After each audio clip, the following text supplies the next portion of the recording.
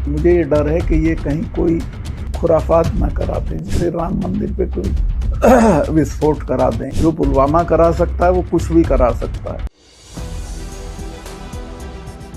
नमस्कार, मैं प्रियंका। आप देख रहे हैं 4 PM। अयोध्या में एटीएस ने 3 लोगों को गिरफ्तार किया है।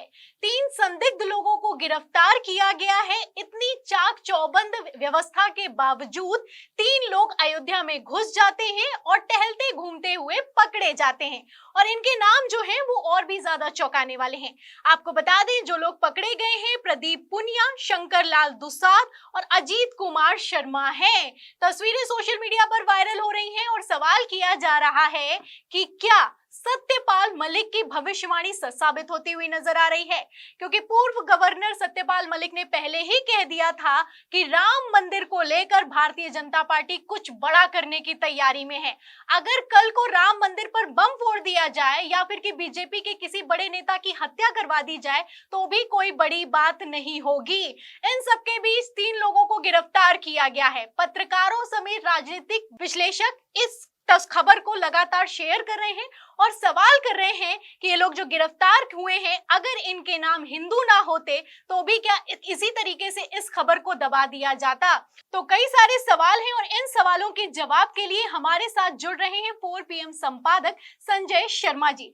तो सर, खबर निकलकर सामने आई, देखते ही देखते सोशल मीडिया पर ट्रेंड करने लगी। अभी एक दिन बाद अयोध्या में उद्घाटन होने वाला है, मोदी जी पहुंचने वाले हैं, पूरा अमला वहां पे लगा दिया गया है, फिर भी 3 संदिग्ध लोग गिरफ्तार हुए। क्या कहेंगे सर?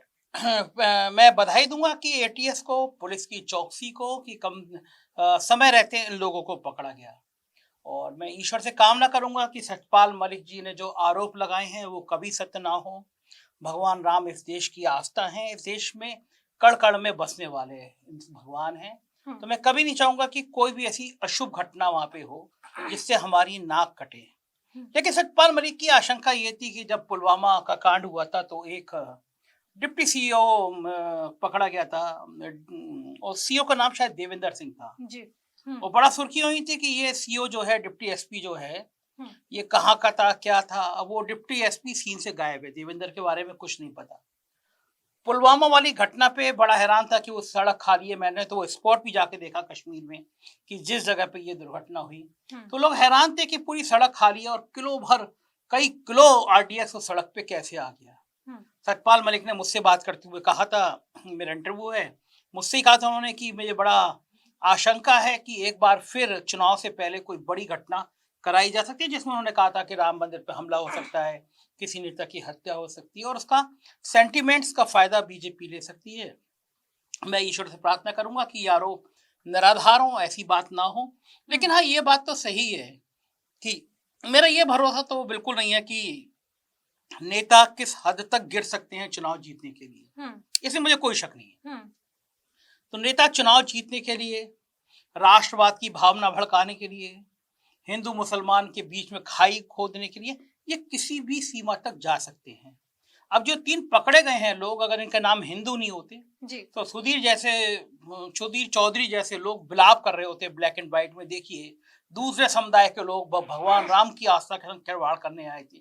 और ये पहली घटना नहीं है। अब से लगभग, मुझे जहां तक याद आ रहा है, 6 महीने पहले अयोध्या में धार्मिक स्थल के ऊपर जालीदार टोपी लगाए हुए कुछ लोग मांस फेंकते हुए नजर आए। तो वो जालीदार टोपी इसलिए थी कि आपको देखते ही ये लगे कि ये एक मुस्लिम समुदाय से हैं। और एकदम तनाव हो गया कि अयोध्या एक पावन नगरी है, वहां पे धार्मिक समुदाय, धार्मिक स्थल के बाहर कोई मांस फेंके। तो मैं धन्यवाद देना चाहूंगा कि उसकी पुलिस को, कि जब तनाव बहुत बढ़ गया, पकड़े गए तो 3 लोग हिंदू निकले। आगरा में घटना हुई प्रियंका, वहां भी धार्मिक स्थल पे इस तरह मुस्लिम वेशभूषा में आके मांस फेंका गया, लड़के हिंदू निकले। तो कौन लोग हैं जो हिंदू हैं लेकिन मुस्लिम प्रतीक चिन्ह बना के इस तरह मांस फेंक रहे हैं, इस तरह घटना को अंजाम देना चाह रहे हैं? ये बहुत खौफनाक तस्वीर है। पार्लियामेंट के चुनाव से पहले अगर इस तरह का माहौल बन रहा है तो ये और संवेदनशील है। बड़ा सतर्क रहना चाहिए एजेंसियों को, क्योंकि देश में इस तरह का माहौल, एक छोटी सी चूक पूरे देश की एकजुटता को भाईचारे की भावना को ठेस पहुंचा देती है। अरे सर, ये कौन लोग हैं, ये भी सवाल खड़ा होता है कि अभी जो धमकी दी गई थी, लोगों को लगता है कि नाम बदल लेंगे तो भी किस तरीके से एजेंडा सेट किया जाता है। जुबैर नाम रखा गया, नाम दूसरे मुस्लिम रखे गए, और जब बाद में पता चला तो वो एक सिंह निकला और एक शर्मा निकला। इस तरीके की खबरें निकल कर सामने आई। तो ये सर नाम बदल बदल कर जो किया जा रहा है, जिस तरीके से अभी एक दिन बाद उद्घाटन होने वाला है, पहले भी खबरें निकल कर सामने आई, अब तस्वीरें निकल कर सामने आई, उसके ऊपर सत्यपाल मलिक का बयान है कि 2024 का चुनाव ये लोग जीत ही नहीं सकते। तो मैं गारंटी लेता हूं, अगर 2024 का चुनाव जीतना है तो कुछ बड़ा होने वाला है। क्या कहेंगे सर? ये देखिए, ये डर सबको है। हम फील्ड में जाते हैं तो लोग कहते हैं कि आप जानते नहीं मोदी जी को, वो कुछ भी कर सकते हैं। तो ये जब कुछ भी कर सकते हैं तो उसमें लोगों को लगता है कि कहीं छोटा मोटा हमला हो सकता है बॉर्डर पे। और राहत इंदौरी साहब का शायद शेर है वो, सीमाओं पर बहुत तनाव है क्या, मालूम करो चुनाव है क्या। तो चुनाव से पहले देश में ये जो सांप्रदायिक आधार पर ध्रुवीकरण है, राष्ट्रवाद के नाम पे कुछ बड़ी चीजें हैं, इस तरह की कोई भी अनिष्ट हो सकता है। ये संभावना सबको है कि चुनाव जीतना है, चुनाव में आपके मुद्दे ना आए। आपने 15 लाख रुपए खाते में देने को कहा था, वो रुपए नहीं आए। आपने 2 करोड़ नौकरी देने को कहा था, नौकरियां नहीं मिली। आपने दुगनी किसानों की आय की थी, वो आय नहीं हुई। हर किसी को छत मिल जाएगी, वो पूरा नहीं हुआ। हाँ, ये घर मिल जाएगा तो ये नहीं हुआ। 2 करोड़ नौकरियां नहीं मिली। तो ये सारे मुद्दे अगर जनता पूछेगी जवाब क्या देंगे? तो जवाब फिर यही होगा कि एक धार्मिक आधार पर ध्रुवीकरण तैयार कर दिया जाए। राष्ट्र के, चूंकि देश में सबको राष्ट्र प्रेम बहुत है, होना भी चाहिए, बहुत अच्छी बात है। तो राष्ट्र के नाम पर कि हमारी सीमाएं असुरक्षित हो रही हैं, जैसे अभी वो लक्षद्वीप में गए, मालदीव वाली घटना, इस तरह की कोई भी घटना क्रिएट की जा सकती है कि लोगों को उसमें उलझाया जाए, लोगों का दिमाग उधर चला जाए, चुनाव जीत लिया जाए। ये करते हैं नेता। और सर बदरुद्दीन अजमल का बयान भी इस पर अगर देखा जाए तो एक तरीके से ठीक ही उन्होंने कहा कि जो मुस्लिम लोग हैं वो घरों से ना निकले, ट्रेन के सफर से बचे, क्योंकि जब वो बाहर नहीं निकल रहे हैं तब तो ऐसी खबरें निकल कर सामने आ रही, नाम बदल के। और अगर मान लीजिए कि मुस्लिम नाम हुआ तो क्या होगा, सवाल नंबर 1। और दूसरा सर ये खड़ा होता है कि बदरुद्दीन अजमल के बयान पर गिरिराज सिंह ने तो कह दिया था कि आप तो ये इस तरीके के राम मंदिर सबका है, ये लोग बांटने की कोशिश कर रहे हैं। लेकिन फिलहाल सर इन खबरों को कैसे अवॉइड किया जा सकता है? और राम मंदिर की अगर बात की जाए सर, तो ये जो आरएसएस है इसने खुद एक सर्वे करवाया है, इसमें निकलकर सामने आया है कि मुस्लिम समाज 74% खुश है, लेकिन फिर भी मुस्लिम समाज क्यों इतना ज्यादा डरा हुआ है? सर देखिए, आप देख रहे हो ना, जब वो लोग सामने नहीं आ रहे हैं तब भी उनके नाम से जालीदार टोपी पहन के इस तरह की घटनाएं करा दी जा रही हैं। और कितना दुर्भाग्य है देश में कि एक इतना बड़ा उत्सव हो रहा है, राम मंदिर की शुरुआत हो रही है और मुस्लिम कम्युनिटी को उनके नेता कह रहे हैं आप लोग घर से मत निकलिए, डर है उस दिन।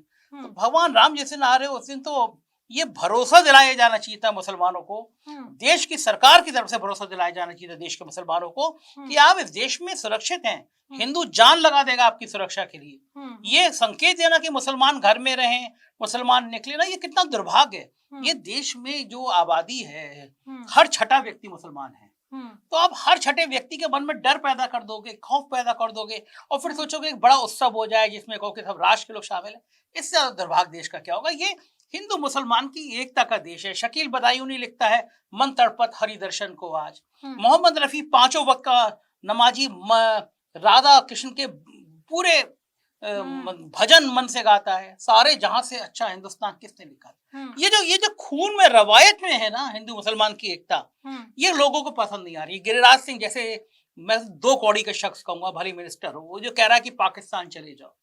अरे पाकिस्तान तो तुम्हारे प्रधानमंत्री गए थे, नवाज शरीफ को हैप्पी बर्थडे कहने गए थे, उनकी मम्मी जी को गिफ्ट देने गए थे, अचानक जहाज उतरवा दिया गया था। तो गिरिराज सिंह से कहो कि अपने पाकिस्तान भेजना है तो पहले अपने प्रधानमंत्री को दोबारा भेजो।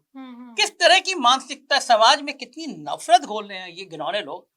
शायद इस देश का इससे ज्यादा नुकसान कोई कर नहीं सकता कि एक सांसद कह रही है चाकू में धार लगा लो, एक गिरिराज सिंह जैसा बेहुदा मंत्री कह रहा है पाकिस्तान चले जाओ। तो क्या घटिया मानसिकता है, कितना जहर है इनके दिमाग में। और हमारे साहेब वो आंखें बंद करके ध्यान लगाते रहते हैं। अरे क्या ईश्वर का ध्यान लगा रहे हो, क्या ईश्वर का ध्यान लगा रहे हो? अपने मंत्रियों के मन की जवान पे लगाम नहीं लगा पा रहे हो कि वो हिंदू मुसलमान के बीच में नफरत ना फैलाए। तो भगवान राम ऐसे लोगों को कहाँ प्यार करेंगे? तो मेरे लिए बड़ा हैरानी की बात है। फिर आखिरी सवाल सर, 2014 के बाद से ऐसी घटनाएं और जैसे ही चुनाव नजदीक आता है ऐसी खबरें बढ़ जाती हैं, तो ऐसे में जो सत्यपाल मलिक ने कहा उस पर कई लोग कहते हैं कि जो सत्यपाल मलिक कह रहे हैं वो काफी हद तक सही है। क्या कहेंगे सर, जो हो रहा है और जो कहा जा रहा है वो क्या आपस में मेल खा रहा है? डर एक खौफ है, उस खौफ के आधार पर सतपाल मलिक बोल रहे हैं, उस खौफ के आधार पर जनता बोल रही है। और ये खौफ होना ही, ये संदेह करना ही, आशंका करना ही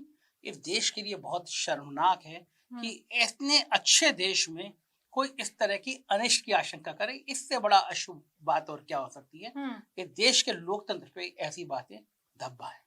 बहुत बहुत शुक्रिया सर। तो ये थे हमारे साथ संजय शर्मा जी। उनका कहना है कि लोकतंत्र पर एक तरीके से धब्बा है, क्योंकि सांसद जब खड़ा होकर इस तरीके की बातें करता है तो लोगों में भी हिम्मत आती है कि नाम बदलकर लोगों को धमकी दे दें, इस तरीके का एजेंडा सेट कर दें और मुस्लिम हिंदू के बीच की खाई को बढ़ा दिया जाए।